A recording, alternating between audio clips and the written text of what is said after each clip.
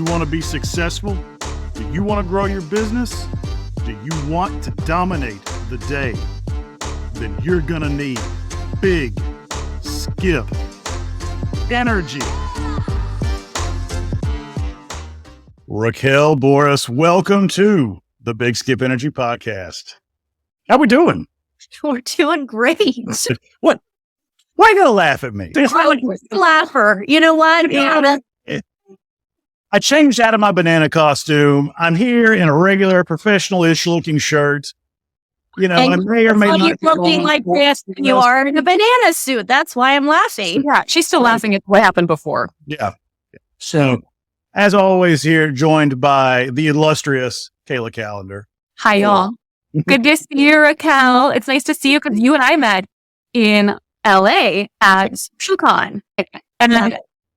And I remember we had talked about this before we started recording, but I was told that I had to meet you, that I need to meet this girl. And then you and I met, and I was told I love LinkedIn.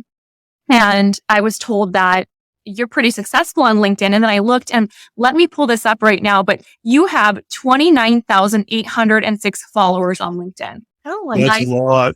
That's a lot. That's a huge amount. And I'm like, okay, this girl's the real deal. And you and I stayed in contact since April of 2023. Yeah. And you are doing some amazing things, but can you just kind of give our audience a little background about who you are? Try to sum it up, because like I said before, there's a lot of layers to you, amazing layers, but tell everybody a little bit about yourself. Okay. Raquel Borras. I started out in the mortgage industry, I want to say in 2014. Started out kind of in the builder side, if you will, like client relations manager. And I just kind of like naturally started doing things on LinkedIn. So I got on LinkedIn 10 years ago. It'll be my 10-year anniversary next year, actually. Yeah. So 2014 is when I got on there. And here I was in the mortgage industry for the first time. So I just started dabbling more on LinkedIn and so forth. Wow. And I just started building a presence. And then that's when the mortgage industry kind of was like, hey, she's putting herself out there. We need someone to help us put ourselves out there. And then I became like a brand relations manager for a company. And so naturally I needed to put myself out there even more. And then that just snowballed, where I was able to create a personal brand without even like doing it intentionally. And so that's been really cool. So I've had people ask me, how have you done what you've been able to do? So then that's kind of like one of the layers of what I do. And then also I was like heavily involved with NAREB, so Hispanic homeownership. I'm Latina, my mom's Mexican, I'm fluent in Spanish. So that was like another kind of part of the mortgage industry I was like really involved with. Right. And then I just went out on my own. During COVID, I left the mortgage industry. I had enough people asking me to consult that I was like, you know what? I want to work for a ton of people. But then COVID changed the game. And then that's when I kind of started developing even more of my personal brand with the youth and created Rock the Boat, had a YouTube channel. I have a YouTube channel where I have conversations with kids of all ages all around the world. And then that morphed into my Rock the Boat live event, which is my inaugural event is this Saturday. So I'm freaking out about it. It's Hey, look at you. Yeah. So that piece of it's also kind of been inspired by a lot of like the Gary V's and Tony Robbins and like Ed Milet's, all these, even like the SocialCon, you have all these thought leaders, influencers that are trying to do like these rah-rahs for adults. I'm like, well, we need that for youth. Yes. So I'm trying to kind of create those type of events for our youth, for our teens especially. I'm a mother to a 22 and 19-year-old, so I know what it's like to be throws. Teenagers, yeah. That's like a little, I guess, in a nutshell, not so much in a nutshell. That's awesome. That's so tell, there's a lot of loan officers that listen to this. So are you doing any origination at all right now? So my license, I just got it reactivated. Is that what you call it? Reactivated? Yeah. Okay. Yeah. So it was dormant. And it's fine. Yeah. So I'm not going to necessarily originate, but it gives me the ability to originate, because the truth is, being that I am out there pretty visible, I do know a lot of people, and especially in San Diego, everybody know rent. And so my boss is like, hey, you can get those people to buy. Why not? They know, like, and trust you already. They would trust you with their home purchase or rebuy. Yeah. Yeah. So that's why it kind of made sense to go ahead and get it active again. I'm fine with, that 8 hours that I have to spend on Thursday getting it renewed. Oh, well. It'll be worth it when you get a few deals in. Yeah. 8 hours. Come on. It's a shift in work. It's funny because I told my colleagues, coworkers, we're all really good friends and we all collaborate and there's no competition. But I was like, hey guys, watch out. And I already have marketing and social media under my belt. And that's what's really huge right now. It's because you got these lenders that are in this space now. And Skip and I just had an interview last week where it's like, how do you stand out? How do you be different? How do you differentiate yourself? Well, you just hit the nail on the head. You're doing social media, you're doing marketing, you're being different, and people get to know who you are just without even having to meet you in person, which that's a lot of lenders need. That's what I tell our loan officers and just people in general. It's the coolest thing to go to a conference or a networking event and have people come up to you and say, I feel like I know you. And then the conversation goes from 0 to 100 in 2 seconds.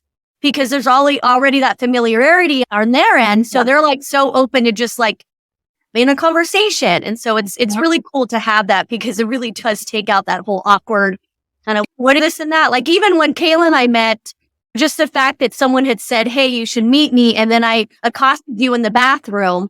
I'm going to leave that out, but I'm glad you brought that up. And so when I told her who I was, she was like, oh my gosh, you're the person. And so automatically, once again, it was we had that instant connection. And then from then on, it's we had mutual connections at the conference and it just makes it so much easier. You already did the legwork.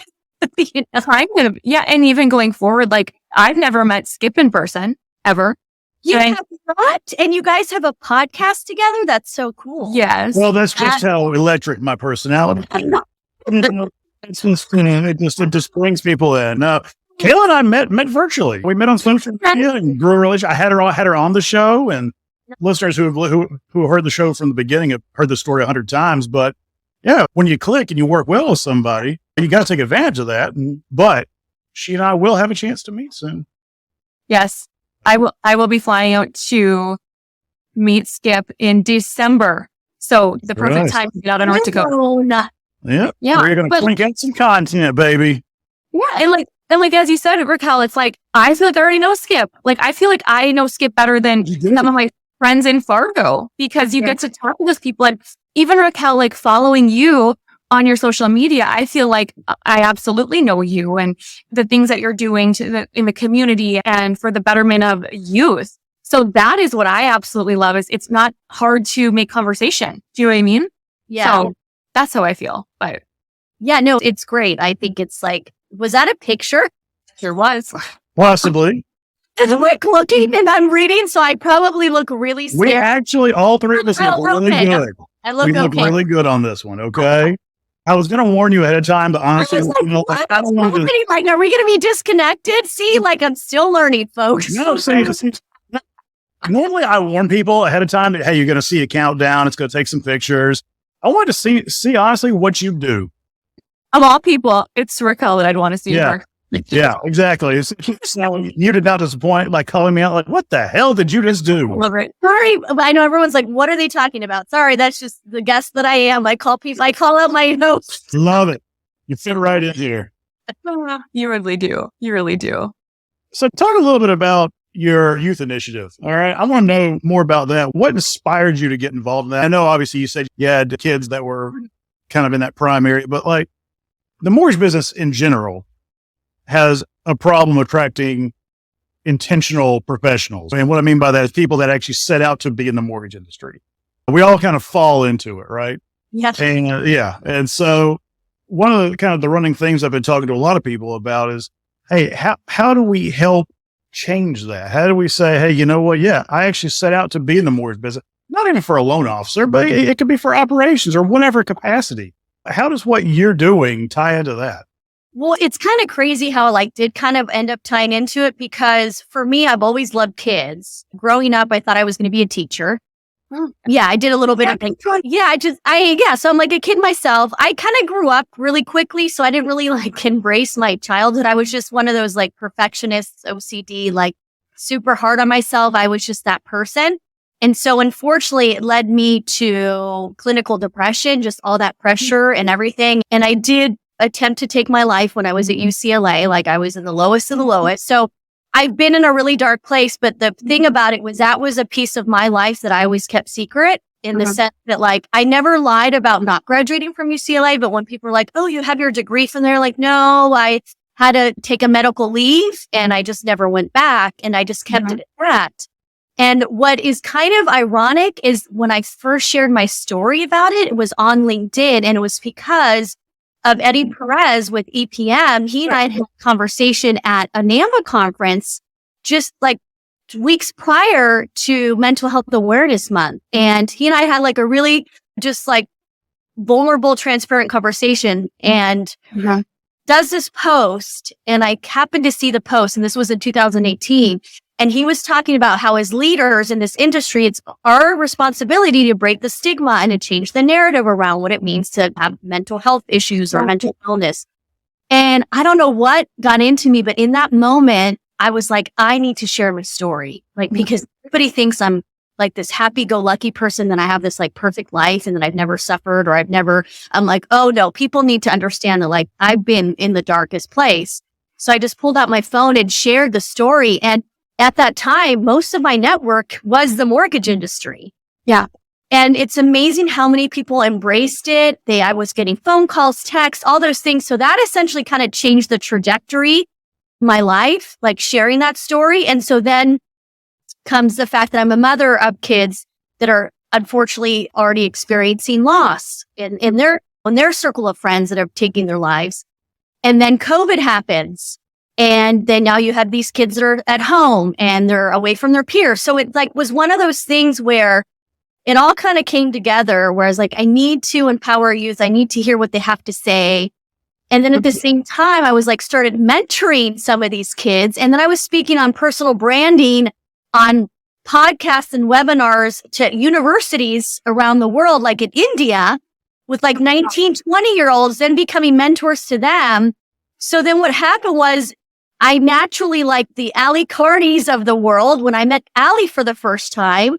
And there were other young women in the industry. I was like, I need to encourage them to like speak up, and I want to be their mentors. And so now I'm like really big on, I love all the Gen Zers that are in the industry because I believe that we should be pushing them into the limelight because they're the ones that are going to attract more young talent. They're the ones that are going to make it look like it's not so boring.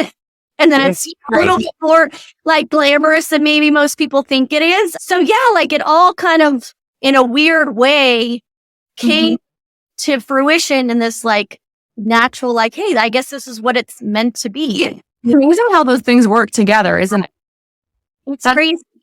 That's incredible. So what you said, you got children. What are they doing? What industry are they in? What are they doing? Are they inspired to kind of get into the mortgage industry, or what's their take on that? They want to have nothing to do with like, it's funny because, so my son is actually finishing up at Virginia Tech. He's going into cybersecurity. Oh, wow. So he'll be fine. He's a smart kid. Yeah, he'll be fine. Like I'm lucky that I don't really worry about my kids in that way. Like they have good heads on their shoulders. And then my daughter is a sophomore at University of Arizona studying to be a physician's assistant, which is another thing where she'll be fine. Like they both manage to like want to do careers that like they'll be okay. As far as like what I do, they make fun of me because I'm on social media more than they are. Yeah. So they tend to like not really ask questions. They do follow me. Both my ex-husband and both my kids are on LinkedIn and we're all connected. They used to kind of always call me out, and now they've really been good about like, I think now they understand why I do what I do, where I think before they didn't really get it. Yeah. Now as they get older and now as they see what I do, they left me alone in the sense of fun of me. If anything, my daughter is like really encouraging. She's the one that I call sometimes when I'm like, I need your advice, because she's really wise and she gives great advice. My son, he's just like, whatever, mom. supports you from afar, but they're all on LinkedIn. So Oh no, they see everything. And my ex-husband, like he'll be like, "Oh, I saw the thing," or I'll say something, and my son will be like, "Yeah, I saw that." Oh, no. are you finding like you would say that you've kind of been attracted to help the youth and Yeah.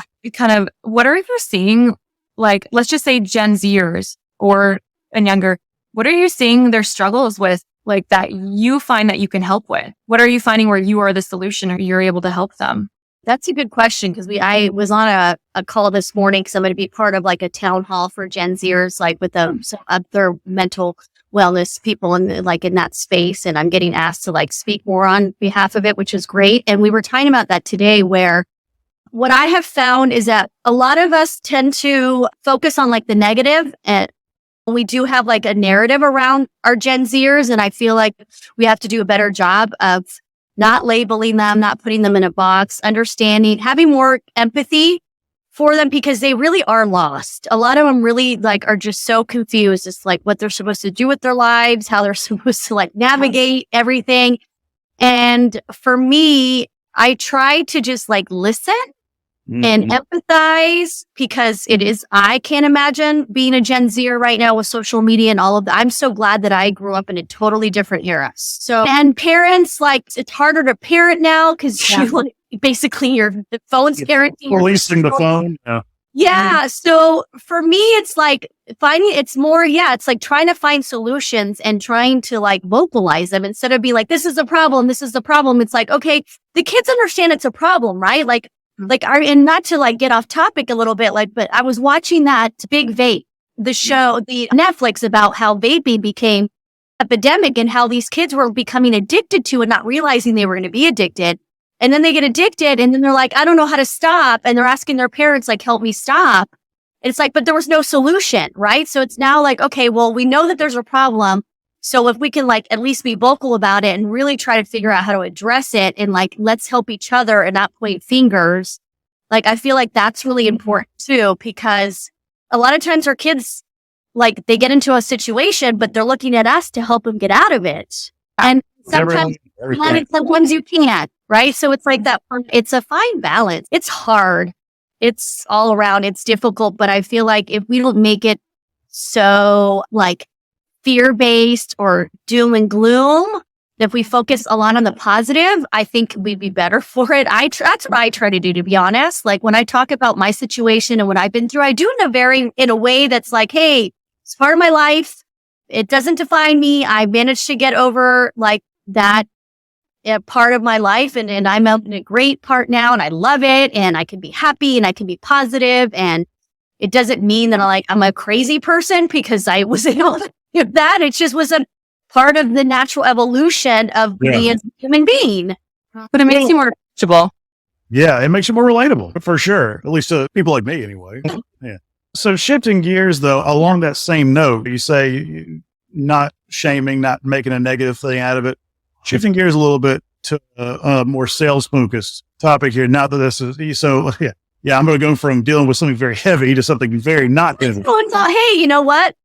But we've all heard you find the pain points and you focus on those and that kind of thing. I like to try and train people to focus more on the pleasure points. Get your mind out of the gutter, Kayla. And so, but by focusing on that, I find that people tend to have a little bit more success. And that sounds a little bit along the lines of kind of the way that your brain works too. What are your thoughts on that? Yeah, I think even right now with everything going on in the mortgage industry, it's like everybody's like, oh, the rates. I'm like, oh my gosh, can we like do the positive? Like, I love what Kayla's doing. You're out there still showing your homeowners and sharing their story.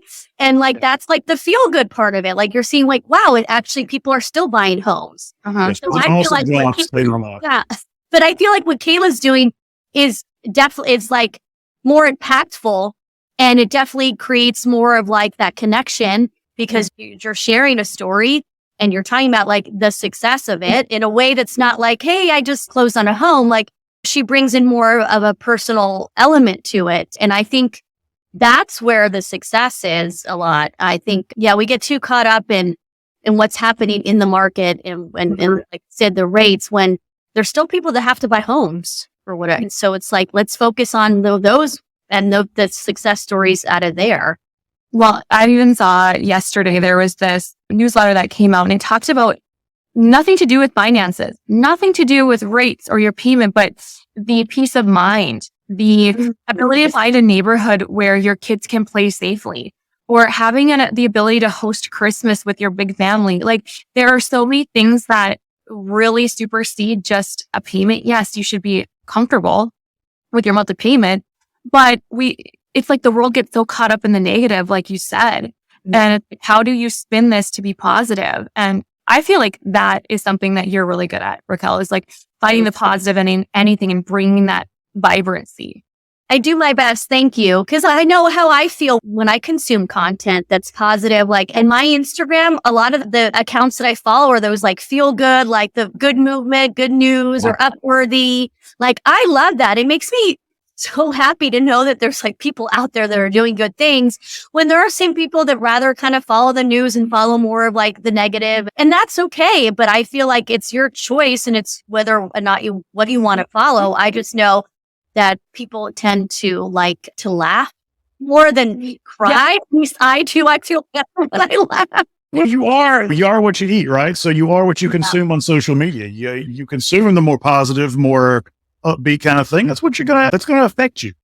Yeah, and I get the reality of things. Believe me, I'm not like sitting here in La Land and completely. Oh, we're not Pollyannas over here. There's no reason to harp on it. We're not going to beat a dead horse. Let's go ahead and focus on something that may potentially get us out of it. Yeah, so that's how I see it. Like, believe me, I'm not like naive to things that are happening. It's just that we have a choice, right? Yeah, whether or not how we want to look at it in our perspective. Well, it's just like this market, like you said, there's a lot of going on. We're seeing companies close, lenders leave the business, realtors leave the business. We're seeing people say, I'm not going to buy right now. Rates are too high. I think there's a lot of positivity in this market, but what's something that you think, Raquel, is something that's positive, or what could we get out of this market, or what are some of the silver linings that you're seeing with this? I see just in general, like, it doesn't even have to be this market, just in general, like when you're in those low moments, like I feel like that's where people really grow, and that's where people really get to learn about themselves and who they are and their character.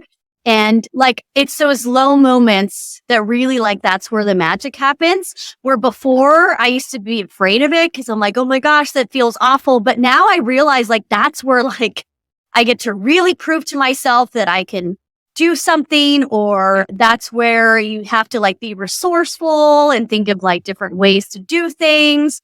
I feel like it challenges us in a way that is better for all of us, like personally, at least. I hope that everybody grows in those moments. Like during COVID and the pandemic, I remember thinking, if people are not learning something from this, then I don't know if I want to be friends with that person, because then that shows about to grow or to learn or take lessons. Because there were plenty of people that went into COVID and left, and we walked out of it like the same person. And I was like, how does that happen? Yeah. You know? Like, I feel great point. Yeah, it's a lot to learn about yourself and others too. Mm-hmm. Well, that's the thing. I think the people in our industry, or in any industry, when they experience times like this, it's a make or break. So you're either going to set yourself up for a more prosperous future, or you're not. So it's like you have the choice. But a lot of what you do, Raquel, really, I feel like, especially having just gotten exposed to a lot of your content, when I told Kayla that I was going to have you on, she was like, "Oh, I guess I'm there." Yeah, that's great. I was like, "Oh, really? How'd you meet?" "Oh, the bathroom." Very cool. But which the first person I'm like just really quickly, I think it was like the CEO of Verizon. It was not the CEO of Verizon, but someone like pretty high up in Verizon. My ex works for Verizon, and he was like top network engineer or something. So we got flown to New York, stayed at the Waldorf. They had like this huge dinner, like up for all these top execs in the company. And I go to the restroom, and there's a woman in there, and she's like having troubles with her like pantyhose or something. And I make a comment. I was like, "Oh, those darn things, this and that." She's like, "I know." And so we're sitting there like just like laughing about it. And we said something, and then I walked out, and I told I get to the table, I was like, "Oh my gosh, I met this woman," and we were like joking around about pantyhose and stuff like that. And then suddenly they're like, "And to the stage comes CEO or like whatever." I love it. costume, and that's what was happening. Oh my God. And he goes, I'm not surprised. Yeah. You know, I think the testament to you, though, to be very honest, is when a woman approaches a woman or takes the initiative or talks, like, I take that as the biggest compliment because there's so much competition or fear of not being as great as another woman. I don't know, Skip, if it's like that in... Well, that's because Kayla's got RBF big time, and so she's hard to approach. Yeah, it's really hard to approach. But I think immediately I'm like, you are awesome. The fact that, like, I feel like we're best friends, like, that to me is a kind of a big deal for women, is to just be able to be approachable. Like, you don't have to be cocky or confident. You just be yourself. And that's what makes you genuinely like you. That's the really cool part about you. Thank you. Yeah. Sorry, Skip. I just Get better anyway. So your story about bathroom pantyhose definitely is better than whatever I was going to ask you. So real quick, as we wind down, Raquel, I want to ask you two kind of different questions. And I'll see how you do here. So what gets you out of bed in the morning? ooh. We'll say the alarm clock. That's No, you know what? Having a purpose. Like, honestly, and that's where, like, the youth empowerment is really important, because if these kids feel like they have a purpose, then it'll help them. So yeah, it's knowing that I have this purpose of, like, I'm meant to help our youth and have this impact in the world. So yeah, that, like, really does drive me. very good. That, and usually I have to use the restroom because I drink so much water. You and me both. You and me both. Yeah, that's good. That's good. So the other thing, I want to see, and you may not have one, so I'm taking a risk here. All right, share it with me. Your favorite I've met a celebrity story. Oh my gosh, I've met so many. Just being at UCLA in LA, like, I went to school with that. But I will say I totally made a fool out of myself just last year. So one of the most recent ones. I do it every day, so don't worry about that. Yeah, so I'm a huge Chargers fan. Oh, good. Yeah, so I have a friend who has clients on the teams. He's a financial advisor. And so I went up to LA it was the Chargers Titans game, and I got to stay at the hotel where the Chargers were staying. And I didn't realize, like, how we were going to be, like, so close to them or whatever. I just was at the hotel bar, and they're, like, walking in, and I'm, like, freaking out. I'm like, oh my God, there's Justin Herbert, there's Keenan Allen, there's just everybody. I was like, there's Eckler.